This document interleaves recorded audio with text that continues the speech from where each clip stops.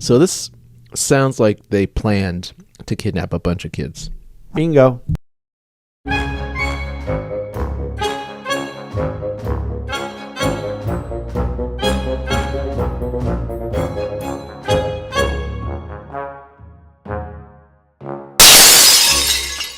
Hello, and welcome to the new People Often Stuck. Ugh, that Yeah, sucked. you really sucked right there. Okay, let's go again. No, I think that's a good one. We'll start out. This is how No. we're gonna. Welcome to season 3. Go ahead. Yeah. Hello, welcome to season 3, the visual portion of People Often Suck. If we thought we couldn't be any worse just audio wise, we're gonna make it worse on video. I think we're a treat for the eyes and ears. One of us is. Oh, shucks. You're sweet. Okay, keep going. Okay. So, where do I go from here? I mean, we're now on video, so it's kind of weird. I don't know what to do now. You're lost for words, huh? I really am. Well, welcome to our new POS studio. Yeah, we have a sign now, so I guess We do have a sign. It's Isn't it kinda official. cool? We might adjust it a little bit, because we're doing some tweaks here. But yeah, kind of exciting that we have a sign and we have visual displays which match our sign. Yes. I got a haircut. And that's what you're going to start off with. Yeah. I think that people need to know I don't look like this on a regular basis. I put a lot of work. I never do my hair. I rarely trim my beard. And I put on a shirt. You know, because I don't want YouTube coming after us. This is not the type of platform that you're thinking of. No, there's another one I do. Oh, God. And no. I will link that later. Oh, no, you won't. Anyhow, Lisa will come after you for sure on that one. But Well, for now, since nobody's actually seen us now, we could do a little intro. So, oh, go ahead. yeah, I'm Tom. No. I mean, you can pretend on your off time, but for now, I am the real Tom, and Yes, you are. you know, maybe a little something about us. I've been banned from 3 zoos for unrelated incidents. I thought it was 4. No, that one was a. Oh, it was erased? Yeah. Oh, good. I'm glad to hear that. Okay. Yeah. So At some point, we'll get him to share exactly what it is that he got banned for.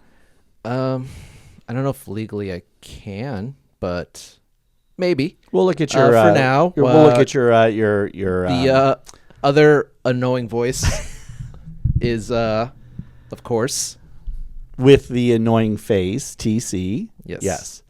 And I have not been banned from any zoos, just yet. Well, You're just not living life. I'm not going to zoos either, so that's probably the reason why I'm not banned. Well, I'll find one I'm not banned, and we'll go together. Oh, we should go to the Santa Barbara Zoo, although they no longer have the crooked neck giraffe there. No.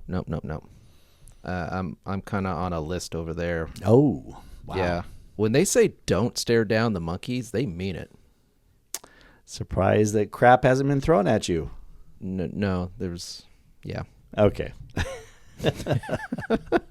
Okay, we're starting this off really rough. But anyways, we're happy that you're here with It's us. fun. We're fun. Yeah. Yes. And you know what? Honestly, if you want to see us grow even more, you should share us. You know, find friends. Should share us? Yeah, you should share us. Go up to We're the life of the party. Share us with your friends. pass us around. Yeah. Everyone gets a hit. Well, why are we doing this? The visual part, or just this Well, podcast yeah. in general? Now that we've actually gone to a video podcast, why? I mean, Well, I thought that's what the people demanded of us. who doesn't? The people who don't suck, they demand. Yes, the people who don't suck demand more Tom and TC, a feast for the eyes. Well, I can tell you, I know my friends aren't demanding more of me, but yes, that is some of the feedback that I got from some of the people that I know. They wanted a video version, so we decided, well, what the hell? Let's go ahead and test it out and see how it works out for season 3. Yeah. Maybe it'll work. Maybe it'll be a colossal failure and we just won't be seen by humans. We'll just ever black again. out the video on YouTube so you only get audio still. Although there is a lot of people, there's people who are actually listening to this on the normal podcast channels. And so we they're getting still the love audio. and appreciate you. Yep, they're getting the audio version. Yeah. But for those who want to suffer going through the video side of it, No, you can't see it that way. more power to them. You got to be positive. They want to see us. They crave us. Okay, then there you go. I think it's time, though, to go into our first story because I think we've beaten the horse now quite a bit. Yes. But also, please share us. Do that. On all the social media accounts. All the Facebook, things. Instagram, Twitter. Well, I'm sorry. What did I say Twitter for? X. Sorry. Yeah. I'm still kind of having a hard time switching to that one. But anyhow, X. And then, of course, on YouTube, now that this is actually on video-wise, please make sure that you subscribe and like it because the more likes we get and any comments you do helps the algorithm for others to find us. Yeah. So if you think we're doing something great, comment. Something awful, comment. If you don't like his flowery shirt, comment. If you love it because it's awesome, also comment. Well, actually, comment if he should wear his glasses or not. Go ahead and put them on just for a moment. Let's just see how it is. He wanted to be kind of the cool dog on the set. So let's see here. So comment if you should keep the glasses on or take them off. I wasn't sure the people were ready for the full effect. So I was going to ease them into it.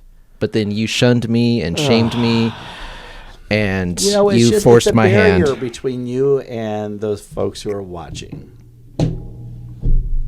Well, let the people decide. I was gonna let them say, "Hey, Tom, why are you hiding behind those shades? Take them off."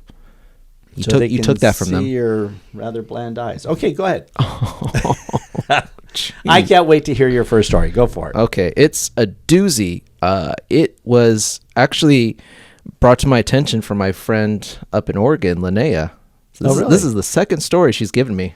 Wow. Yeah. Okay, we're going to have to see because I'm going to have some stories this season from friends too. So yeah, the last one she shared was the hometown murder involving the homeless one-armed man. So yeah, she finds sick things. I still find it starting to worry that a one-armed man was able to actually. Don't stop believing. Never give up on your dreams. Haven't yet. I'm not sure which are the dreams that we want to think about, but go ahead. So this story, it actually came out in 2000. Well, it came out to the public's attention in 2008, but actually started years earlier in the 70s. Okay. This is about Joseph Fritzl. Fritzl. Yeah. You didn't butcher that name. No, I made sure. I practiced in the shower over and over all morning. Okay. So,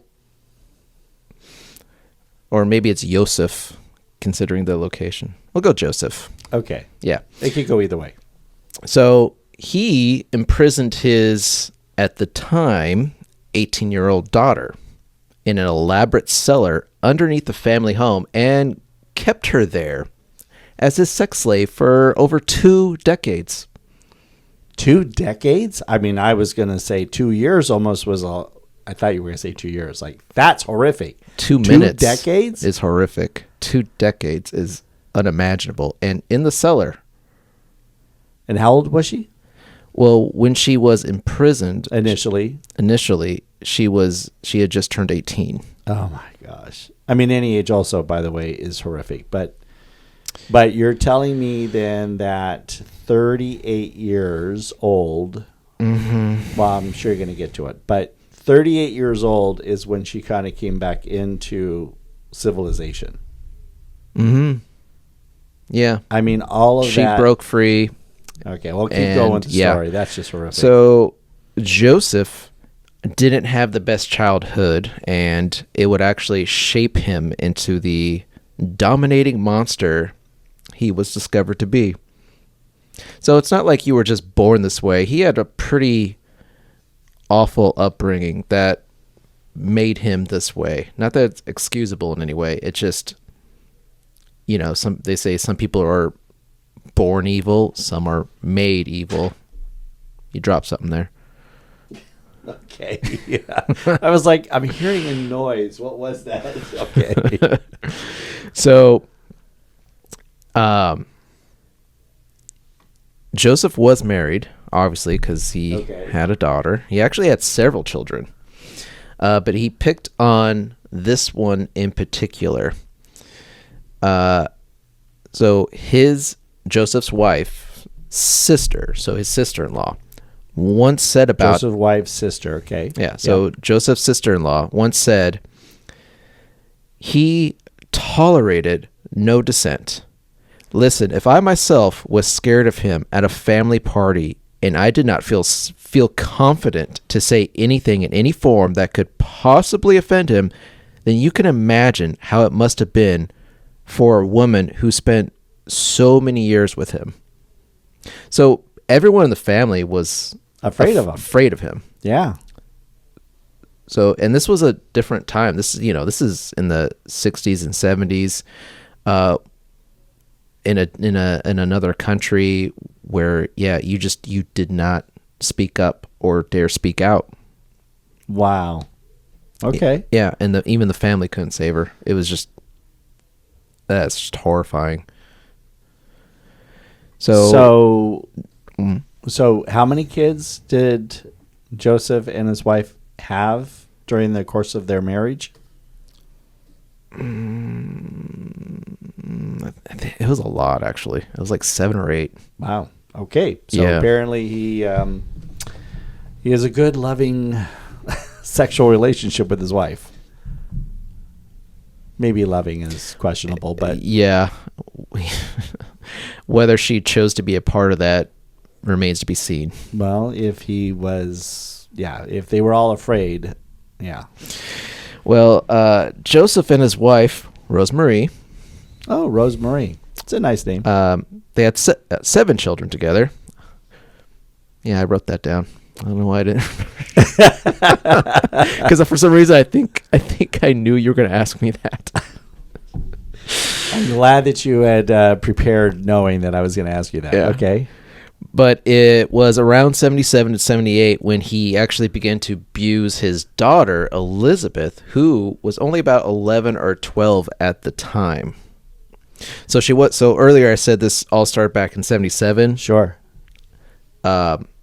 She wasn't 18 yet. That's just when he started the abuse. Oh my gosh. And so was this just physical abuse or was it also sexual abuse?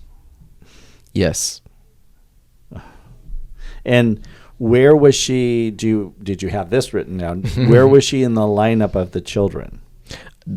That I don't have. Okay, so they didn't really mention that part. No. Well, I didn't want to, honestly. Some of these stories are so hard. Yeah. I didn't want to dig so thoroughly. You feel gross after. Well, for sure. After looking through some of these. And I was a kid at the time, so I don't know the story at all. Oh, okay, good. Yeah, no, I don't. I know wish the I story did at all. Yeah, well. So thanks, Linnea. You're now sharing it. Great. Yeah. Yeah, we're gonna blame your friend now. I do. So throughout her teen years, Elizabeth did try to run away several times. Okay. But she kept being brought back either by authorities or her dad would track her down and drag her back home to continue living this nightmare. You know that I'm going to ask the inevitable question. I'm just waiting for you to share any information first about it. But how the hell did Mom not know anything about this? Did the other 6 siblings know anything about this? See, that part they don't go into. I doubt it was a secret. It might have been a open secret that you just, again, like, look at the whole Weinstein thing. So many people knew, but they kept their mouth shut out of fear.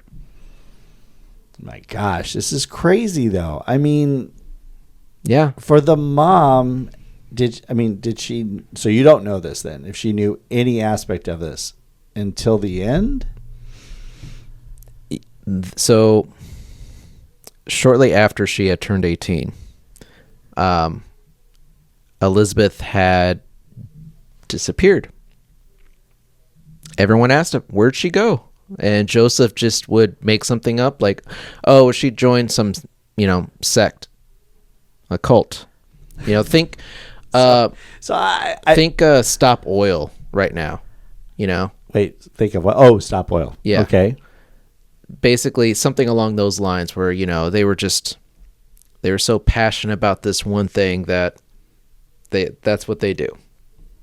That's what he told people. So, and the mom, everybody was oblivious. Friends, neighbors, coworkers, siblings. Did the mom and the siblings knew. Ever go down to the cellar? No, because it was, like I said, I saw this, and I think we'll post up the layout of the cellar. It is so elaborate. I'm like, how did you build this? And nobody knew about this. So, yes, it was probably one of those don't go down into dad's cellar kind of rules. Oh, my gosh. He probably called it his, study. I just don't understand how. Wow, okay. This is just mind-blowing. It is very hard to understand. Somehow he was able to pull this off literally beneath the feet of his family. Yeah. And again, it's like he had soundproofing, he had a kitchen, he had several bedrooms laid out. It was just wow. Like, he thought this through. This wasn't just a, weekend project that he cobbled together. He spent time on this. That's how sick this is. Like, he had a plan to put this on his daughter. Wow. So however many weeks, months, maybe it took him a year. I don't know. That didn't really go into those details, but again, the plans are just insane. I'm just shocked. Yeah. Lost for words that this was all happening right below their feet, and they just didn't pay attention. I mean, and the fact that she disappeared after turning 18, mom wouldn't have been worried enough to like, hey, let's go try to deprogram her. Because she had ran away so many other times, they just assumed that was got it. Yeah. Yeah. So in some ways, would you say that from what you picked up, that this was something that was in the works? Like, he always planned to do this? Well, at some point in her teens, do you think that he was planning to, at some point... 100%. I mean, he was starting on her fairly young. So the fact that she was running away probably is what spurred him, like, well, I got to be able to keep her, on hand for when, gross thoughts enter. And he really did. Yeah. I say cut it off. Yeah. Literally cut it off. Yeah, honestly, it's like a quick death isn't... He's not worthy of that. Okay, so continue on, because I want to get to the part where hopefully he gets caught. So... He told everyone she ran away, but in truth, he actually drugged her and locked her down in the cellar for 24 years.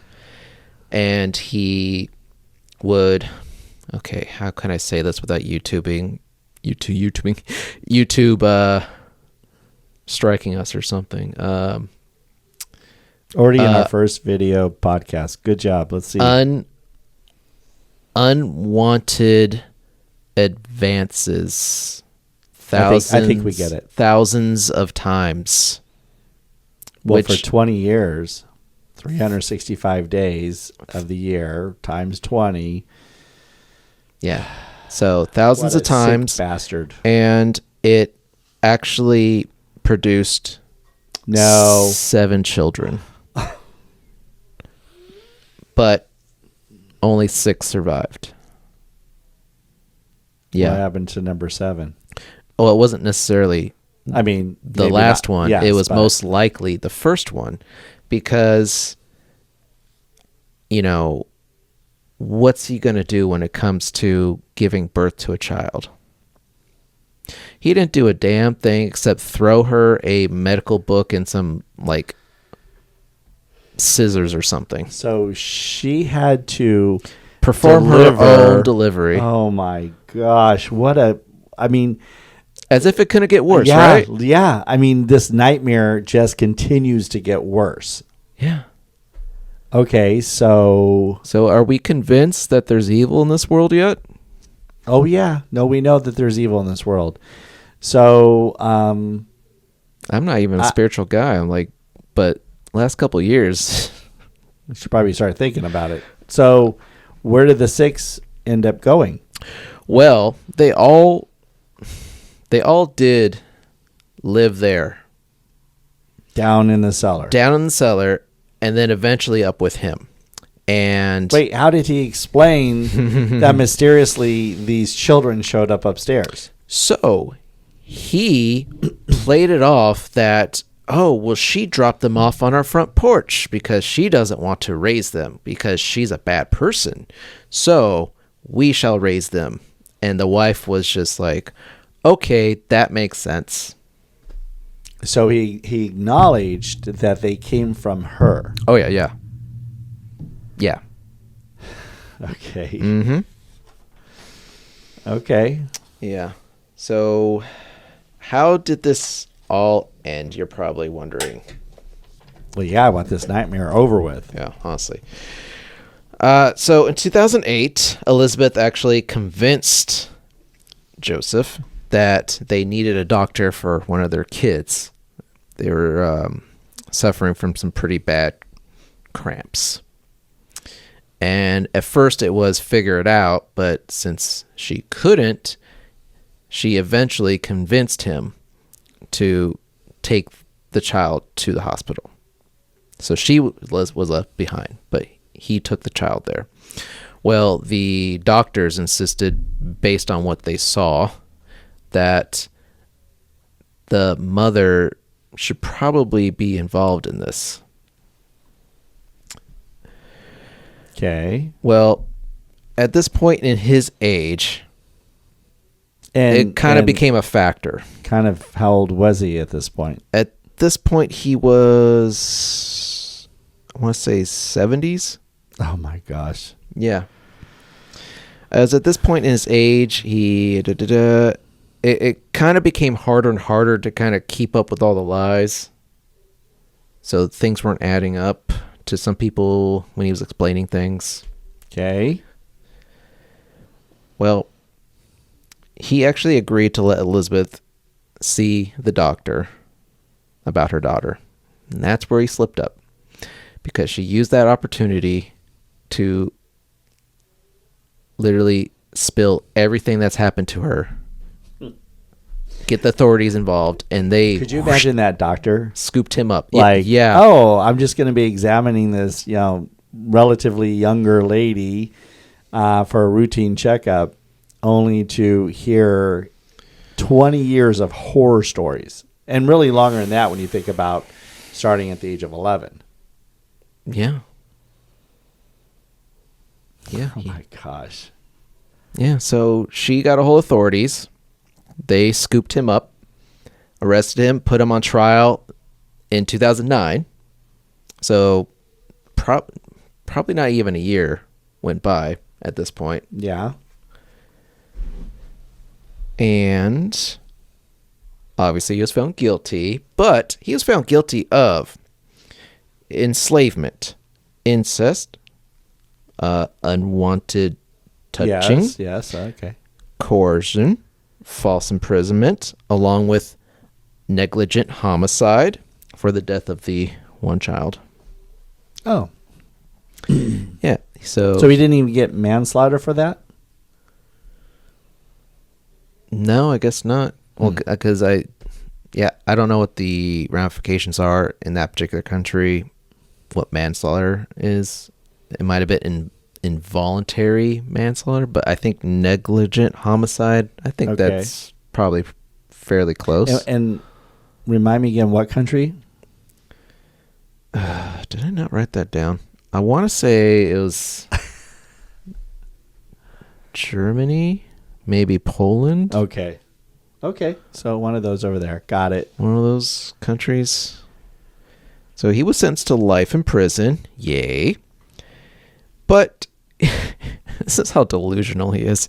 He was so convinced he would see his family again one day. Like with flowers?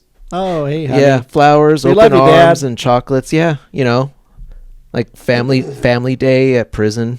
Like, yeah, no. Eventually, his dementia would take over and he would die. Alone. Any like update on the poor daughter? Like, where Well, is she yes today? and no. Like her and her children are recovering in a unknown location for obvious reasons. Yeah. But they are living a happy, healthy life and trying to acclimate to, the real world, because they've been living in a cellar for I can only the children, imagine. Yeah. some of the children all their lives, but her for half her life. So she's probably she's learning new technology exists. So 2008, she's learning about cell phones. Imagine that, computers. Oh, I mean, yeah. Not to make light of the situation, this is almost like an Austin Powers situation where he was cryogenically frozen, Mm-hmm. and then 30 years later he comes out and Yeah. the whole world is different. Just think for her, Yeah. she came out 20 years later. Yeah, it's a and more the whole sad world version is of very, that. very different. Very. Not to mention the fact that she is dealing with the mental and physical scarring of what this bastard did. Mm-hmm. Well, he's rotting in hell. And I'm okay to say that. He's rotting in hell. Yeah. Wow. Well, Pretty good start to a season, huh? yeah. What was your friend's name? Linnea. Linnea? Yeah, no more Linnea. No more. Maybe just dial it back a little bit. No more. No. Find us a positive story, just so we can have balance from you. That's fair. Well, why don't we keep in the theme of children being abused? Oh, God, no. Seriously? Well, not to the extent of what Okay. your story was at all. Hold on, because you are exhausting me. I'm exhausting you. You're the one who just did the story. I promise you, my story is not quite as traumatic in the physical, sexual, mental abuse that you did. However, there are Cool? kids who are... What was that? Cool. Not cool. Actually, it was a hot summer day. That's how my story starts. What? So mine actually takes place right here in the good old state, the golden state of California. I hate it already. Yeah, do you? So July 16th, 1976. I think I might have mentioned just very, very briefly a couple elements of this story in some of our past episodes. But it was in a small town in Coalinga, California. Not ringing a bell? I have no idea where that is. That's located in the Central Valley, very hot part of, not far from the 5 freeway of California. Literally a blip on the map. Okay. You've driven by it if you've ever driven up the 5 going north through the Central Valley. But you probably, and you might have actually seen signs along the freeway, but you would have never gotten off for any reason to visit there. Okay. But if you look it up in the Google Maps, it is literally the westernmost part of Fresno County, which is a fairly good sized county because it stretches from the 5 over to the 99. For those of you who don't live in Southern California, that's how we say freeway names, but 5 freeway or the 99 highway or Highway 99. Get used to it. We're not changing. Thank you.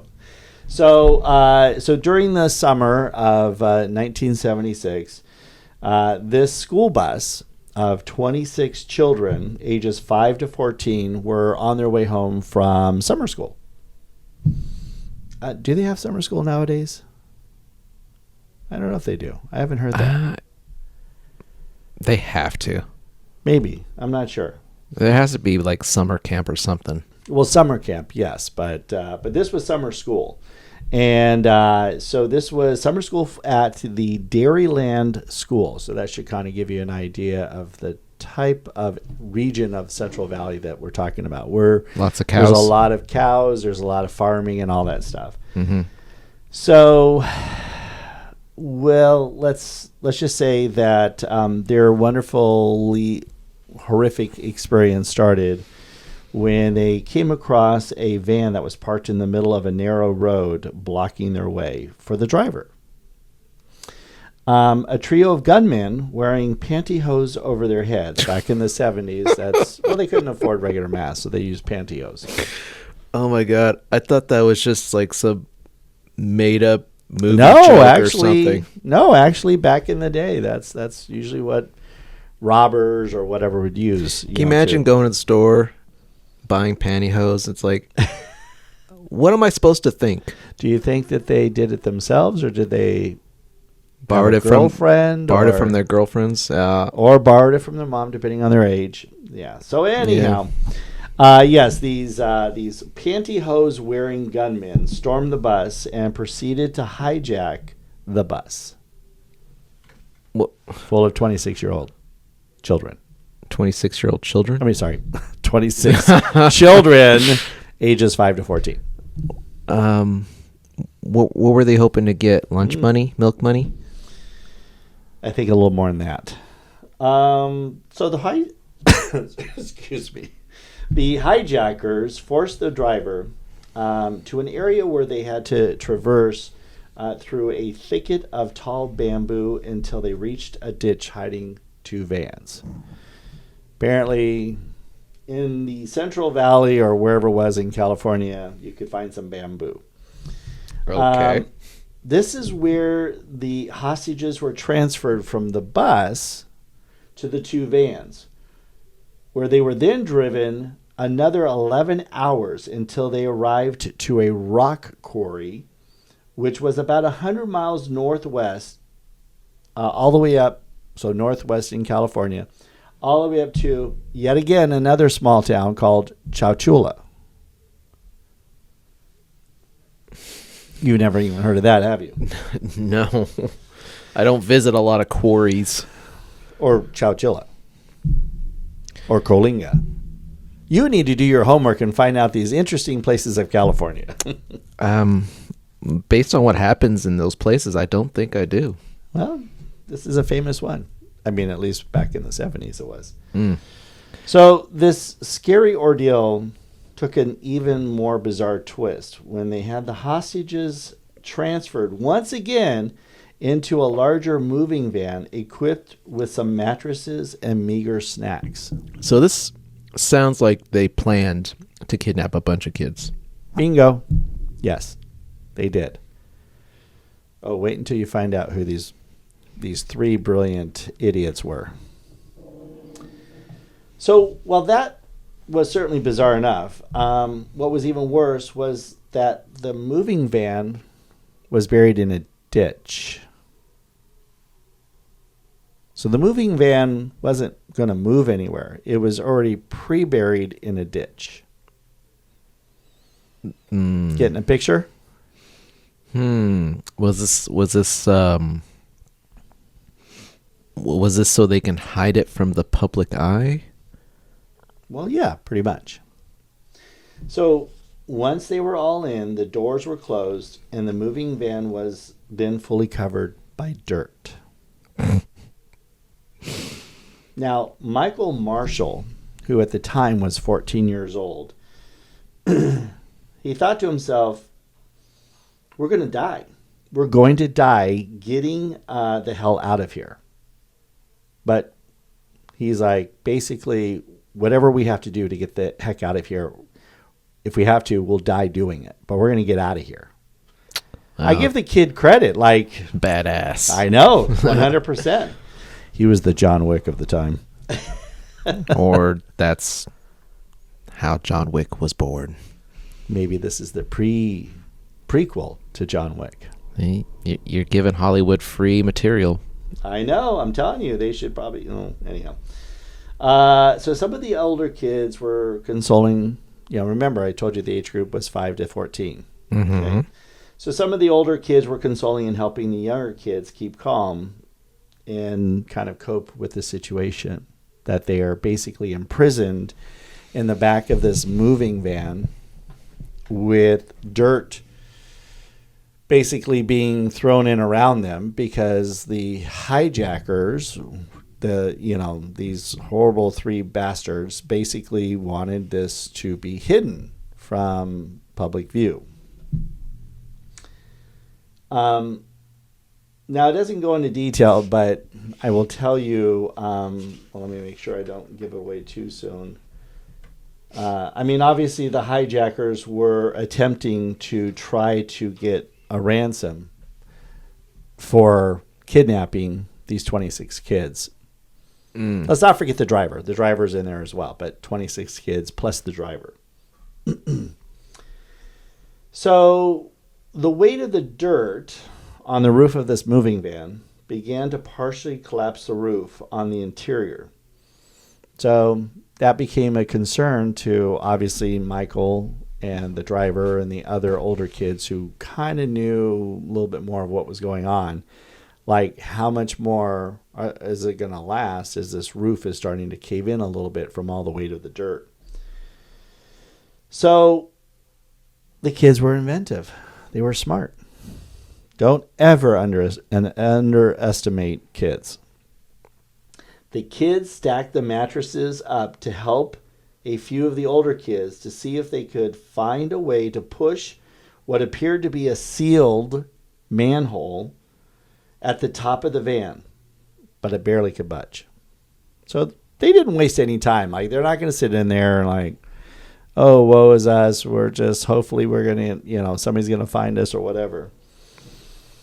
The bus driver, whose name is Ray, joined in to help. Like, he should have been. With the persistence. Why is Ray joining and not leading, being the adult?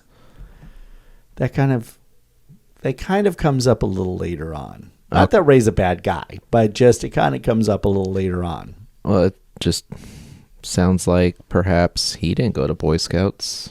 Apparently not. He did not earn his Eagle Scout badges. I think that's how it works. Anyhow, so with Ray helping now and joining in, with some of the older kids, they didn't give up. And their persistence, they eventually pushed the cover open, only to watch 2 massive truck or bus batteries, they weren't quite sure which one it was, that had covered it, plummet into the underground cell. So at some point, somewhere above these batteries they came plummeting inside. Didn't hurt anyone, thankfully, but that certainly was a concern at the time. But then they discovered in another sick challenge a large reinforced plywood box surrounding the manhole with more dirt on top of it. So these guys are trying to cover it up or whatever. Right. But the kids didn't give up, which is amazing. They did not give up, and along with Ray, they kept digging and digging until a cascade of dirt fell into this box. It's kind of hard to imagine exactly what it is that they were dealing with here, because there's no pictures of that. But through the manhole and into the makeshift coffin, which is what they're referring to, their back of the moving truck as their coffin, only to reveal the glorious ray of sunshine. Wow, that was good. Right on cue. After 16 hours of being down in that subterranean hellhole. Whoa. Yeah, this didn't happen like they didn't get in, dirt put in, and a couple hours later, digging their way out, they got themselves out. It was 16 hours that they were trapped down in that moving van, that coffin, makeshift coffin. And you probably have to imagine it was pitch black as well. Oh, for sure. 100%. Like, how were they able to see a whole lot? Yeah. And they didn't have anything like cell phones, so it's not like, oh, put your camera, light on or whatever. Probably not even a flashlight. Nope, probably not. So, literally, the 27 hostages climbed their way to freedom. Meanwhile, the 3 idiots who are attempting to try to get ransom money, not aware that their hostages had found a way out of this makeshift coffin.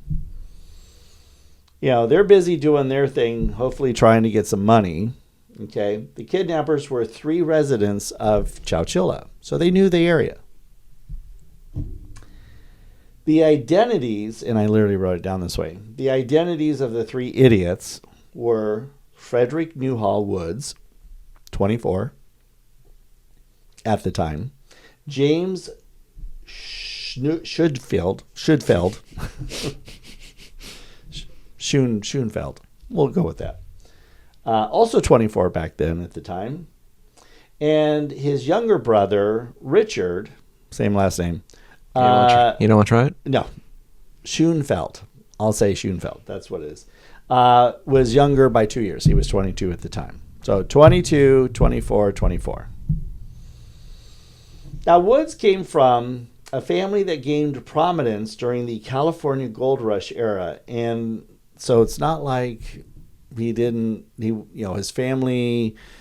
So they came from money. They came from money. They moved out to California. If you go back, the lineage there, they came out during the gold rush, made something of it, and so forth. So it's not like they weren't hurting for money. Correct. Yeah, that's what I would assume by that statement about the California gold rush.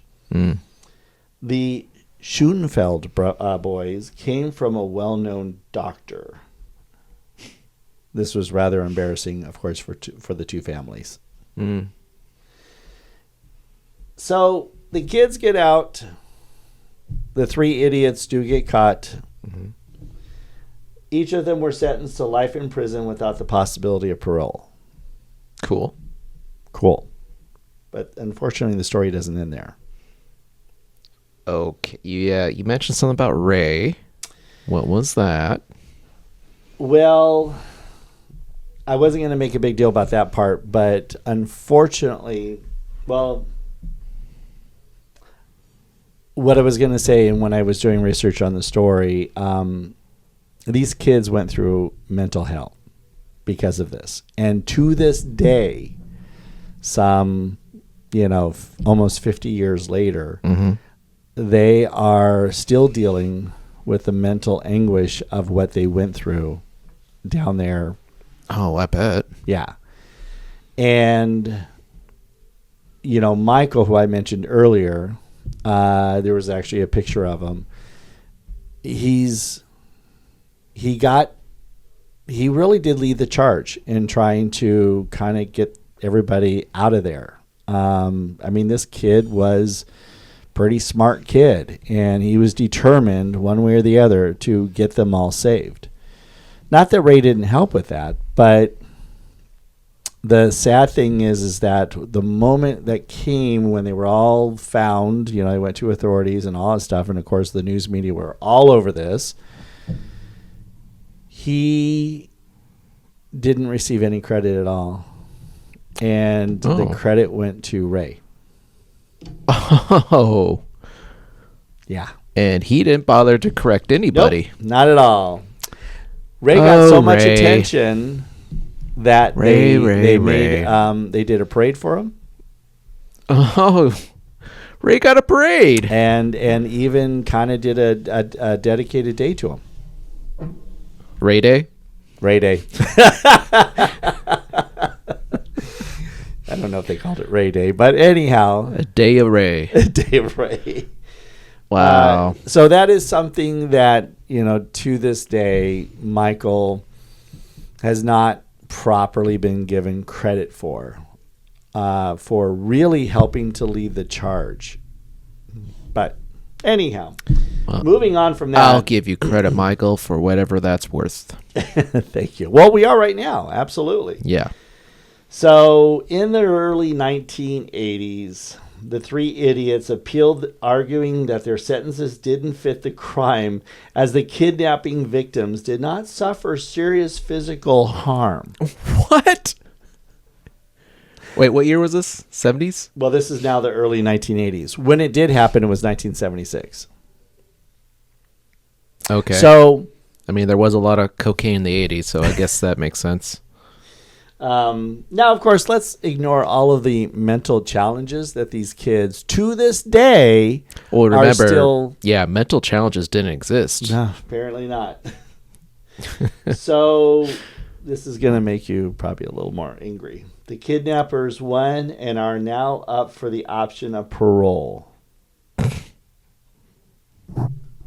Now, when this part of the story was written, it was actually a little bit earlier. So and it is California. Give you the update on where these three idiots are. Oh, please tell me they're working for Starbucks. Richard, who was the younger of the boys, was released on parole in 2012. Because of course he was. 2015, his older brother, James, was released. And in 2022... not too long ago, the final kidnapper was released as well. Well, we had to make room, for all those people that didn't wear masks. So that would have been under Newsom. Yeah. Not that he's responsible, but still. No, of course not. I mean, in the 80s, they were granted parole as far as being eligible for parole. So... Oh, so how old would that make them then? Because they were in their 20s when this happened. So 24 in 1976, and we are coming up soon on the 50th anniversary. So that put them in their 70s. They're in their 70s now. Suck it. Yeah. So, yeah, that is... I think that's a better punishment. It's like, you know what? No. We're no longer going to provide you with... free room and board? Yeah, with 3 hots and a cot. Figure it out yourself, asshats. We weren't going to cuss. That's not a swear. Oh, that's true. Because, there is a ride at Disneyland where they do say jackass. Which ride? Pinocchio's Daring Journey. Do they say jackass? Yeah. Stromboli. When the boys turn into the donkeys, he alternates his saying there just as you're going into the next room, and he's like behind the little tiny ticket booth type thing. Right. And I forgot what the one saying is, but the alternative saying, it goes back and forth. He basically is like, "Don't be a jackass." Yes. Okay. Well, I mean, jackass is a technical term, I think. Sure. Okay. Anything else? No, so that is the wonderful world of the only moment in time that Chowchilla was actually famous. Relevant. Yeah, and it was national news. I do remember, because I was a kid at the time, I do remember hearing about it. I always thought and remembered it as the bus was being buried, but it wasn't. The bus actually was abandoned 100 miles south of that, which they found the bus, but it was actually a moving van, which became their makeshift coffin that was buried. So give us a lighter story, would you please? Well, this one's cool. I like this one. We'll see. Jen, my friend Jen, will be the judge of that. Oh, well, okay. Buckle up, Jen. So this was actually brought to my attention through... Lene again? No, Andy, coworker. Oh. Yeah, he gave me the other one, the reptile guy whose name I'm reptile guy. he was Oh, a yeah, yeah, yeah, I remember that. BMXer. Yes, that's right. Opened up a sanctuary for Right. reptiles. Camp. Camp Reptile. Camp. Oh my God, my memory only holds so much, and then I just gotta. Well, that's because you lost of it. You lost some of it when you cut your hair. Yeah, that's where I store my memory. But are you familiar with the name Sam Simon? Samsonite? Sam Simon? No. Producer, co-creator of The Simpsons. Oh, okay. Yeah. Do I have your attention? I only know. Well, yeah. Now you got my attention. I only know of. Co-wrote the first 4 seasons. Oh, really? He Okay. did. Yeah, and then he parted ways. I guess they weren't really seeing eye to eye with Matt Groening. Mm-hmm. So, American TV writer Sam Simon, best known for his co-creation of The Simpsons with Matt Groening, wrote for the first 4 seasons before leaving for creative differences. Okay. Many people who worked with Simon actually believed him to be the reason it was so successful. Oh, Yeah. interesting. Okay. Yeah, because I mean, who's watching The Simpsons still? Crickets. Yeah, exactly. I mean, I probably stopped in the teens myself. You mean as far as in the seasons? In the seasons. Yeah, probably. I would say probably the low teens for me. Yeah. Well, let's see. But I started watching them when they were on the Tracy Ullman show. Oh, look at you. I was an OGer. Quite the flex. OGer, I'm telling you. And then the Christmas special in 1989. That's when it started it all. Simon actually helped create a lot of the Simpsons world. Okay. He actually brought in a lot of characters and some one-offs like Bleeding Gums Murphy. Okay. Yeah, that was him. Great. That was a good episode. I will. What? Wait. Are you even listening? I am listening, but where are we getting to the positive story? I don't really I'm care just about setting, Samsonite. I'm setting the stage here. Okay, go ahead. So, Simon's departure meant he actually got a yearly severance of millions of dollars. Yeah, that's tough. So he was, well off. But he actually used this money for good. He was a huge animal lover and advocate for, saving dogs, cats, rabbits. He unfortunately he kind of did get mixed in with PETA, but yeah, that'll be a story for another day. Anytime you get mixed in with PETA, people eating tasty animals. Oh, that's the other PETA. Sorry, you meant the people for ethical treatment of animals. Yes. Okay, that PETA. Yes, the PETA with the largest euthanasia count out of anybody else. That PETA. They got to go somewhere. Oh, God. So it was with this money he was actually able to afford funding the Sam Simon Foundation in 2002. Oh, cool. Yeah. I'll have to look them up. It's a mobile clinic that provides free surgeries to cats and dogs, as well as rescuing and retraining dogs who might otherwise be euthanized. Okay. Yeah. And so is it somewhat fostering situation? Yeah. Until they find a home? Pretty much.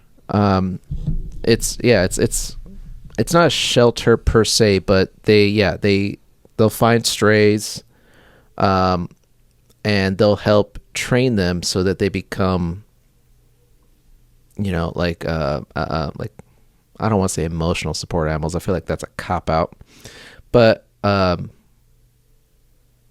like pets who like can smell the stroke coming or a seizure coming, okay. Stuff like that. Yeah. The foundation aims to rescue dogs and train them to become service dog animals for like low income families and people with disabilities. Okay. So like people who are deaf or blind, things like that, as well as actually helping soldiers who come back with PTSD. Which is a big thing. True. Yes. Yeah. So, I mean, that's just pretty cool because, you look into stuff like that. It is not cheap. But this whole thing was like to make it affordable for everybody. Right. Okay. Yeah. Now I think he's great. So the first 4 seasons of Simpsons are the best. Yeah. Yes. So any dogs who can't be trained as service animals, well, they'll put them up for adoption, which it does happen. Right. I mean, it's the same with the like police dogs, canines. Some of them just can't be trained, not because they're dumb or anything. It's just they're maybe too friendly. Right. Well, that makes sense. Yeah, in 2011, Simon started another nonprofit, and that one was to actually help feed families. This guy is a good heart then. Right? Yeah. Yeah. Okay. So a food truck would deliver. Now, you might disagree with this part, though. Uh-oh. The food truck delivers vegan food. Yeah. He was a pretty staunch vegan. So you can't win them all. No, but I'll still give him. But I think I'll they're good. I'll give him a gold star for what he's doing. Yeah. I think that's all awesome. Seriously, I think that's awesome. Hey, if you help us grow, maybe one day. Well, I think I would love to get into the fostering animals, help out organizations doing that. I've always said, I'm not going to tell everyone I won the lottery, but there will be signs. One of those would be all the dogs. All the dogs go to heaven? Well, they do, but I want to. You're already make starting. Sure that doesn't You're happen. starting to do that already, and I'm very proud of you. Thanks. So, did you win? Is that the sign that I saw? Did you win one of these past Powerballs or Mega Millions? No. Okay, just want to make sure. Yeah. No, I didn't quit my job. Oh, you love your job too much. Yeah. I think this is a great story. I'm very, very happy to hear that. And I am going to check out the first few seasons again from The Simpsons because they did start getting a little bland and boring at some point after. I'm not going to say immediately in season 5, but at some point, they lost their way. They lost their way. Yeah. Well, in 2012, Sam was diagnosed with terminal colon cancer. Do not tell me he's gone now. It would later spread to his liver and kidneys. And he was given, at the time of diagnosis, he was given 3 to 6 months to live. But he would actually go on to live until March of 2015 at the age of 59. Cancer sucks. Yeah. Yeah. That I'm sorry. Well, but that's not the end. Okay. Because even in passing, still kept giving. He actually arranged for his fortune to go to various charitable causes to help animals.